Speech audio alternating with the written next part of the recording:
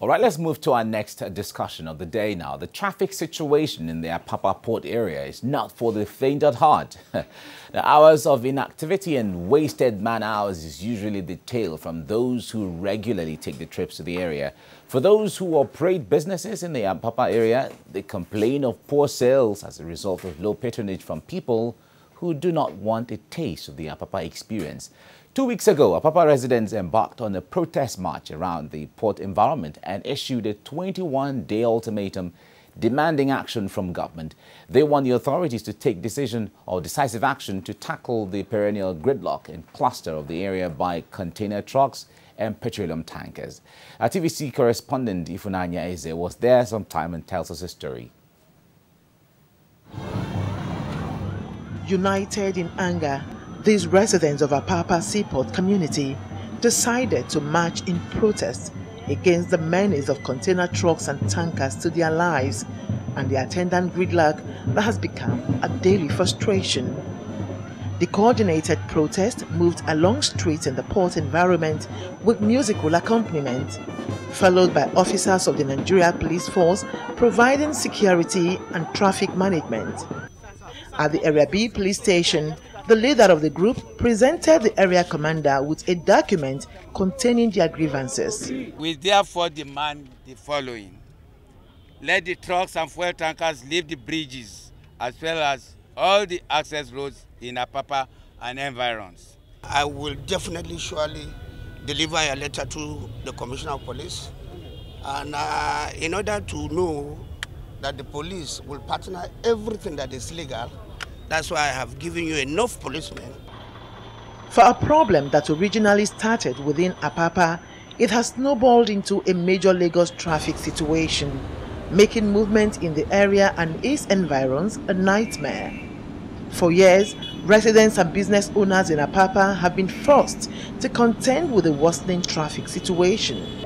We want a situation where everybody can do their business, but everybody must do it according to the laws and according to good judgment, so we can all live peacefully together. Lily Pond is idle there, lying idle. They could use that as terminal, trailer terminals to park trailers there. There is no backing down this time. Enough is enough, they say, insisting that government must take action now. What is happening here is not agreeable. We are tired, we're fed up. We have no life. And the government has no interest in our plight. They have to come now. If they don't come now, they will have us to contend with. They have decided to stand up for themselves. For them, government inaction is no longer acceptable. Ifunanya Eze, TVC News, Lagos. Residents have decided to take it upon themselves. A Nigerian affected by the Apapa Gridlock, Murphy Badoni, joins us in the studio right now, as well as Ralph Agbogo, National PRO of the National Council of Managing Directors of Licensed Customs Agents. Gentlemen, it's good to have you all join us in the studio. It's my pleasure. All right. Our correspondent, Abosede Omoyi, is somewhere on around the Apapa axis, and we'll be speaking with her as we get along. But let's start from the studio now, Murphy. Now, we have been talking for years now when it comes to the Apapa Gridlock. It has been a topic of discussion. But someone who doesn't live in Lagos, someone who lives maybe in Ibadan or in Benue or in Taraba State might not really understand what it is we're talking about when we talk about Apapa Gridlock. Can you just paint a little picture of what it is, just as a reminder? Thank you very much. I think I must use this opportunity once more to say that the situation in Apapa is terribly bad. It's saddening that we still find ourselves here despite several efforts by Nigerians and the business owners and port operators within that environment to the federal government. Even for the past 15 to 20 years now, Nigerians kept crying and seeking that the government should come and do something urgent about that environment. But as I speak to you, it still seems that the solution is not anywhere nearby. And that is seriously putting Nigerians, especially Lagosians, and especially those who reside within that environment and those who do business within that environment into a very difficult times, both financially, physically, emotionally. Yeah, but you are a maritime expert. Yes. When it comes to some of the challenges, the reason why this continues, why is it so challenging to handle that issue from your analysis?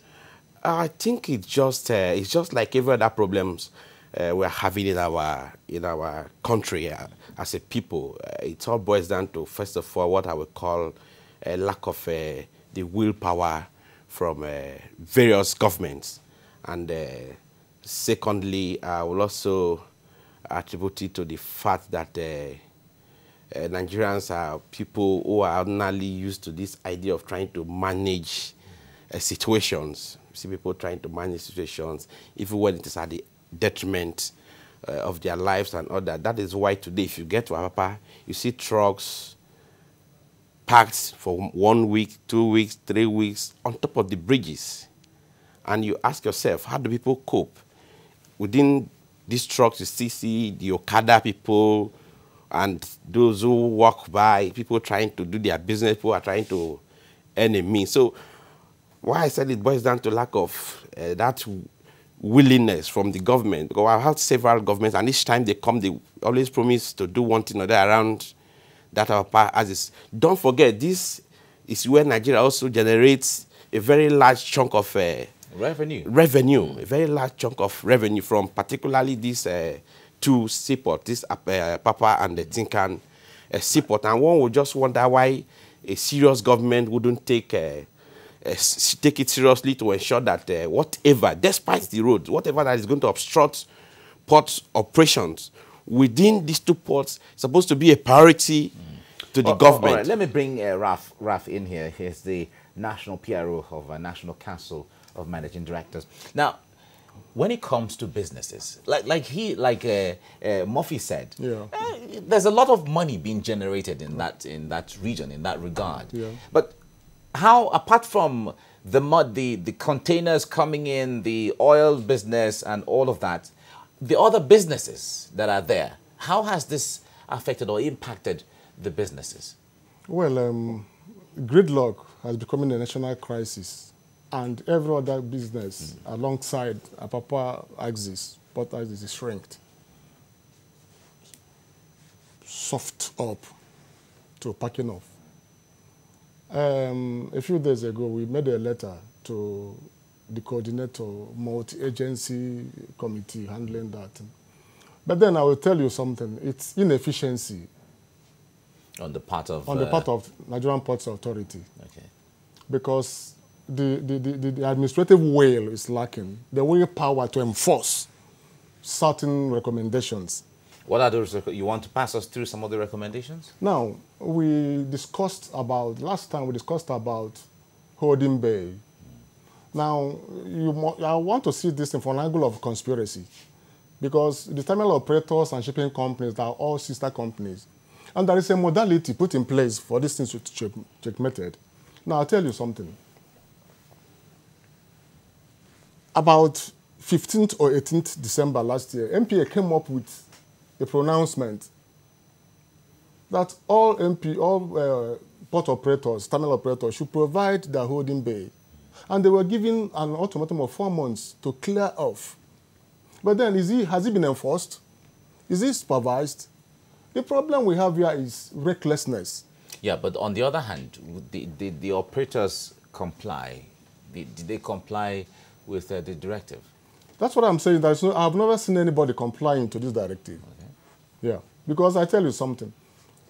Let's take a shipping company like Costco. They don't have a holding bay, as I talk to you now. Containers are bounding out of it, it's not going back. They tell you there's no space, you return, you're empty. And this is causing this gridlock. That's the problem. Another thing again is tramping, problem of tramping. What is tramping? Tramping is, there are a lot of trailers and trucks on the highway who has no business being there at that point in time. Some will be there repairing their trucks, bringing down the engine, working on it. and where they converse for business. For Christ's sake, it's obstruction. And the road cannot flow. Is it not possible? Maybe they're on their way to business and the car and the truck broke down? Is it not possible? Not at all. Because I tell you something. If they've had their park and they're holding bay, if there is a problem along the access road, you do it there. You give chance for others moving in. What has been because at the time the government of Lagos State was trying to assist with the issues of holding bay. How far has that gone? I think it became moribund. I've not seen anything serious done towards that. All right, Murphy. Residents around Apapa came together to protest. From the reports you saw earlier on, what impact is the protest like that having on the moves to handle the gridlock in the Apapa area? Unfortunately, we have a system where those are the helms of affairs usually don't take us seriously, don't take Nigerians seriously when people protest. And I can tell you, if you can remember, not long ago, the vice president came and gave a marching order. After I was on a TV station somewhere, and I told them it's beyond that.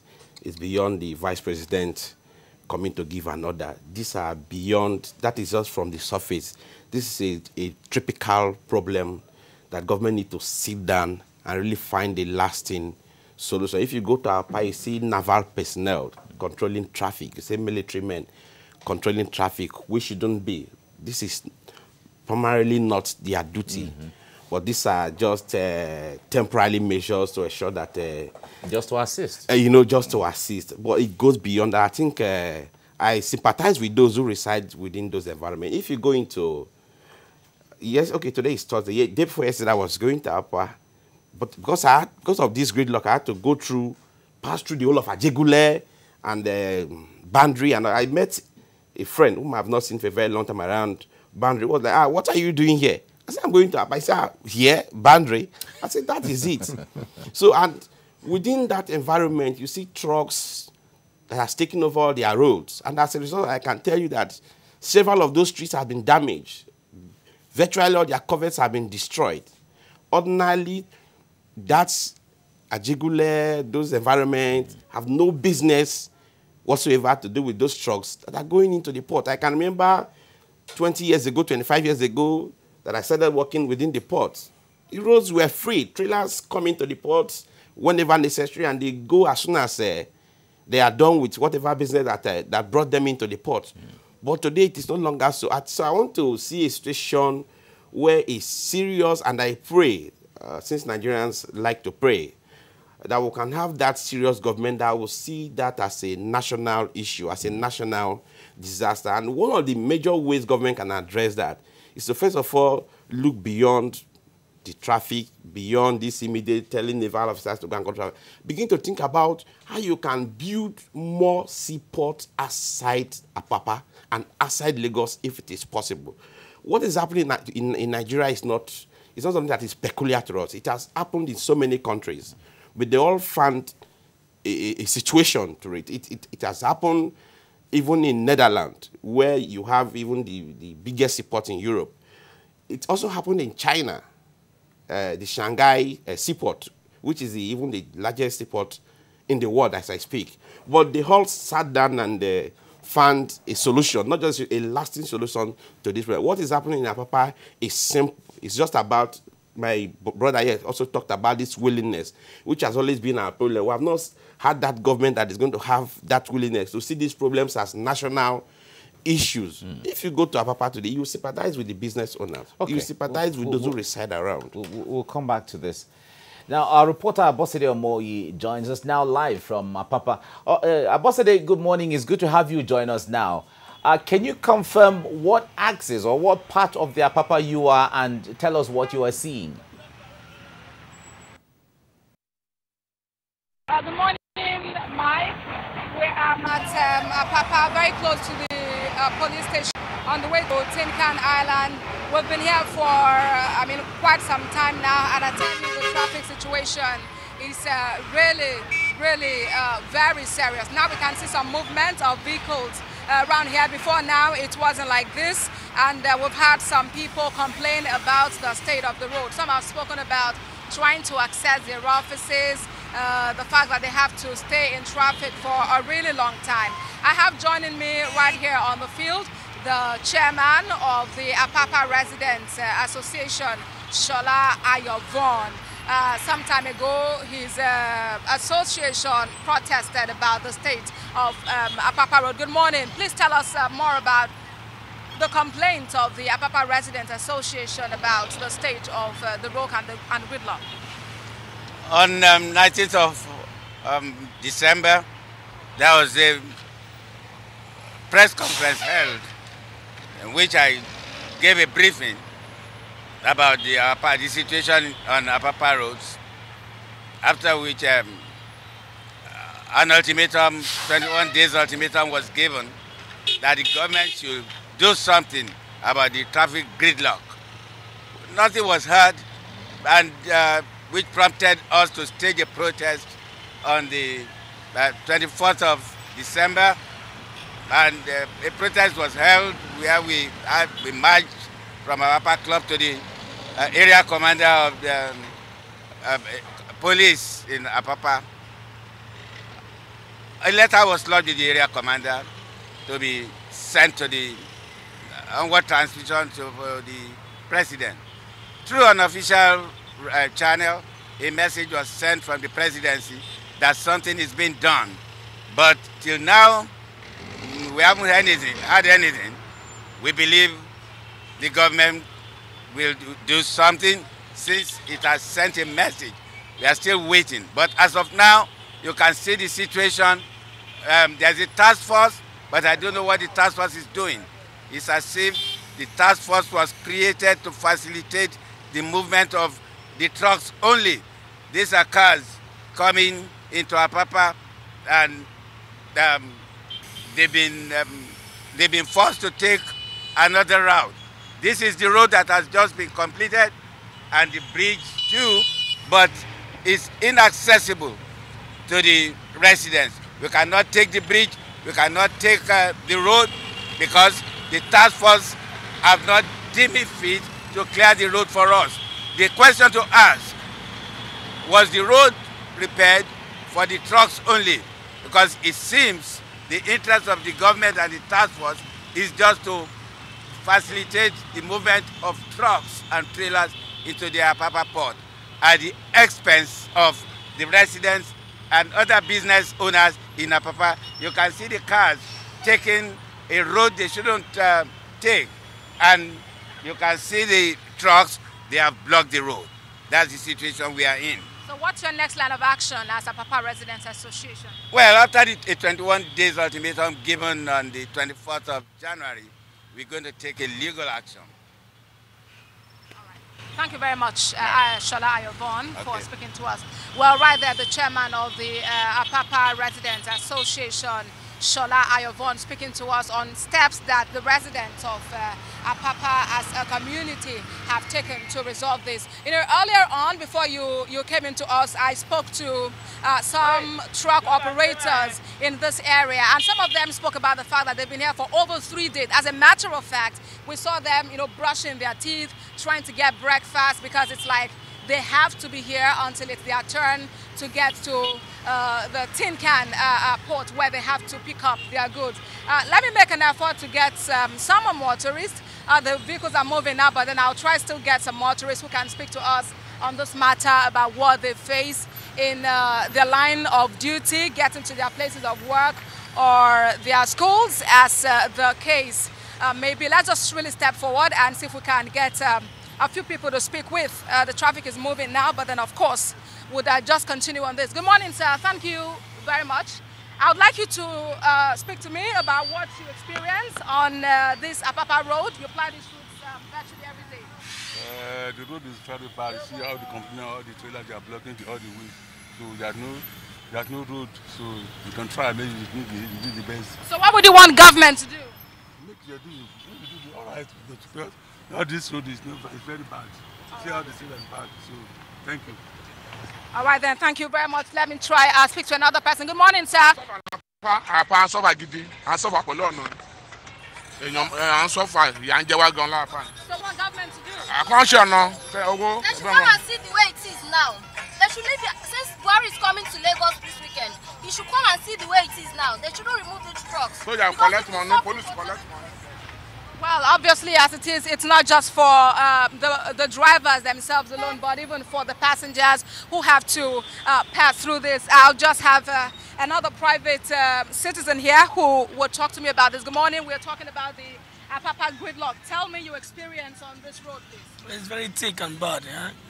We have been suffering this for almost 2 years now, and I prefer government is not doing anything. You should try and do the best.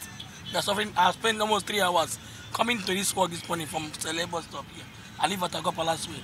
So it's not very easy and it's not good for me and for my own job. Thank you very much. Well, thank you very much. So from Sele bus stop to this point, he said he has spent nothing less than 3 hours. So if this is what Lagosians, Nigerians pass through on a daily basis, we wonder what the state of the economy would be. Mike. Today is good to give us a feel of what motorists are going through. Well, besides what the motorists are saying, what are you seeing? Are you seeing road safety officials or last mile officials helping to direct traffic and so on? Well, before we got to this point on our road down here, we saw some soldiers, we saw some police officers who were, with very heavy baton, just hitting the trucks, trying to get them moving. They didn't want them to take the bridge. But then, right on the bridge, the trucks took over 2 separate lanes. I mean, there are like tens of those trucks on the bridges, and we are just wondering what the state of those bridges would be, because it means there's so much weight on them, and they could probably cave in. All right, Abosade, just about yes. Anytime, Mike. All right, Abosade, thank you for giving us updates on what is happening around the Apapa axis. Thank you very much, and stay safe. All right, so we still have Murphy Abadoni with us in the studio, and Raf Agbogu. Well, time will not permit us to go further on this, but I must thank you, gentlemen, for coming on the program this morning. Thank you. Thank you very much. Thank you. Thank you.